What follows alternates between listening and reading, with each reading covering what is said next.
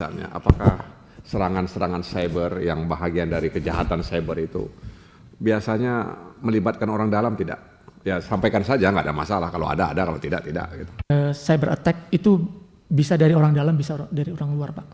Tergantung seberapa sensitif data yang diperlukan atau informasi yang diperlukan untuk membuat kejahatan itu terjadi. Kalau seandainya data itu sensitif dalam arti cuman organisasi yang mengetahui atau beberapa orang dalam perusahaan yang mengetahui, tentunya itu memang butuh orang dalam. Misalnya password dari server. Apakah orang luar bisa, hackers bisa? Mungkin bisa, tapi mereka mungkin butuh waktu yang lama gitu ya. Karena mereka harus coba lagi, gagal, coba lagi. Dan kalau kita bicara hackers, biasanya mereka beregu atau berkelompok.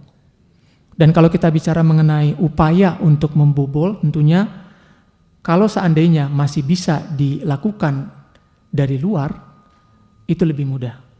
Tapi kalau seandainya sudah berbicara mengenai aspek-aspek sensitif, kalau kita bicara mengenai dokumen rahasia, atau misalnya membobol uang dalam jumlah yang sangat besar, tentunya butuh orang-orang dalam untuk bisa membuat tindak pidana itu terjadi. Dan orang dalam bukan hanya membantu untuk membuat tindak pidana itu berhasil, tapi juga setelah tindak pidana itu berhasil, orang dalam bisa menghapus jejak-jejaknya.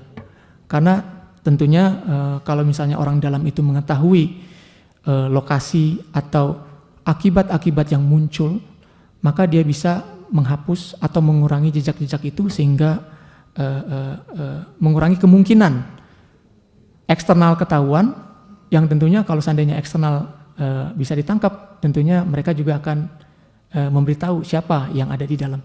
Ya.